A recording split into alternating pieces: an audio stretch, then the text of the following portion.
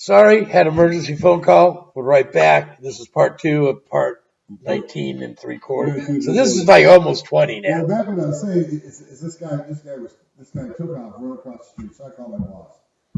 She says, well, what is he doing? I said, I don't know. He's chasing goddamn Pokemon around. And so he comes back. I said, what are you doing? He said, I was chasing a growler. What the fuck's a growler?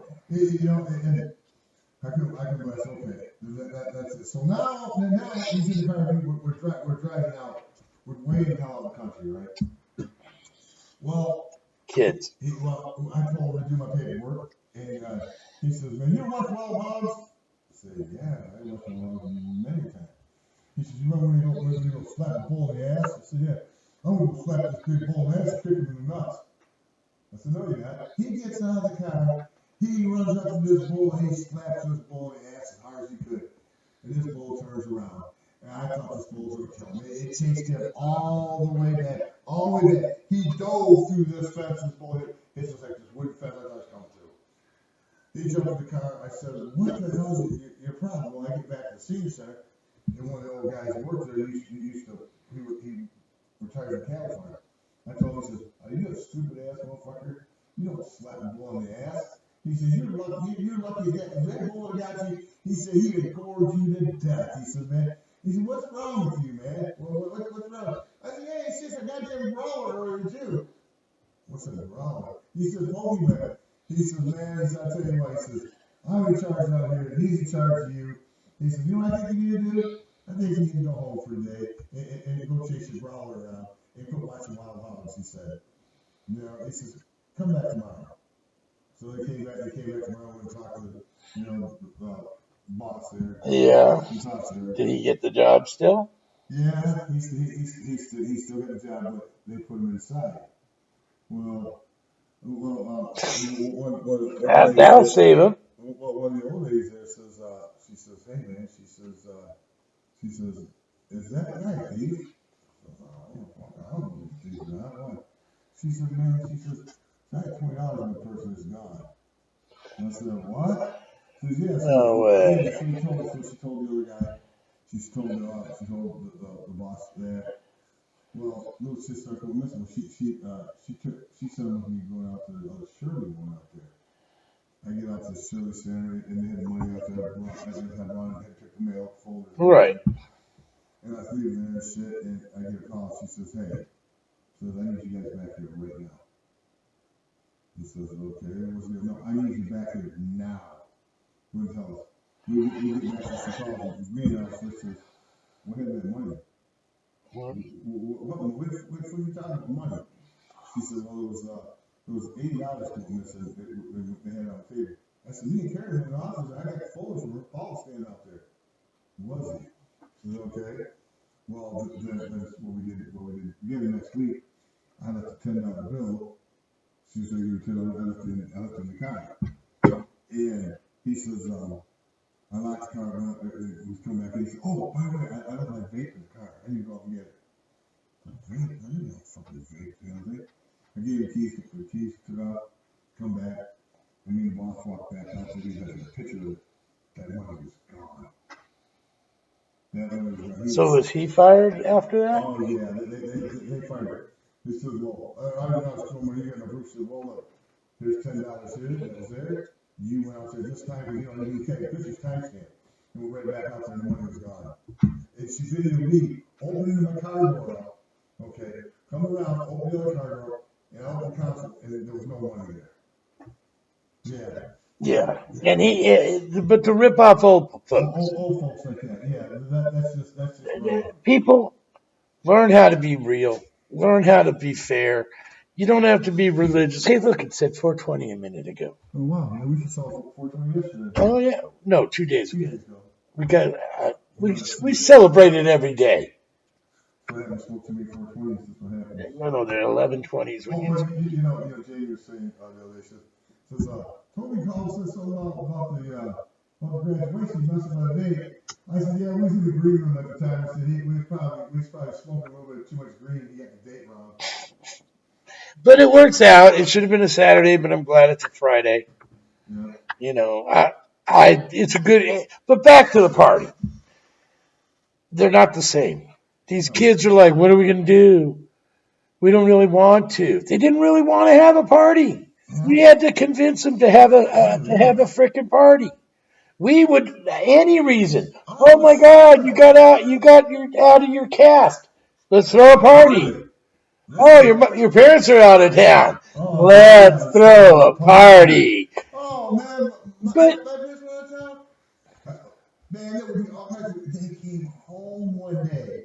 oh, Man, we was out partying, and all my neighbors always showed up. Well, my mom and uncle, my dad said, they took off to Road City, Michigan, which was like 80 miles away from where we lived, to take care of my grandmother's grave and this such stuff. right.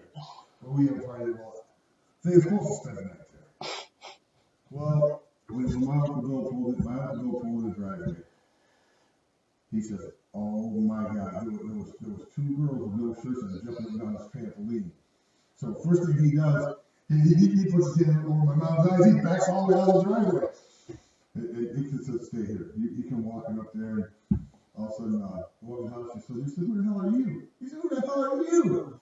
He said, Oh yeah, that was back in the day when you. Yeah, he said, "Who the hell are you?" He said, "Who the hell are you?" He said, "You need to leave, old man."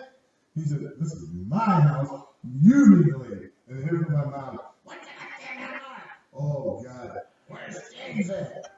Oh shit. And I came around back, like, "Hey, what's all these guys? Hey, what are you guys all doing here?" And my buddy spent the night. I said, "Man, you got these guys here?" I kind of like reversed it out. Yeah, tried to blame it on you. It didn't work, did it? Oh no, No, I no, was in trouble. no. I never left me by myself again. Well, my mom went on a vacation up to Oregon for a week once. We had a party.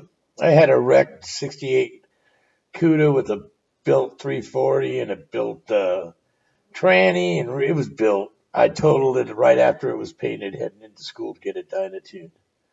Somebody hit me from both sides, Oh man. and it was like quarter pounds pushed in this far on both sides. You Oh, can this is see. like Oregon, like 40, Yeah. 40.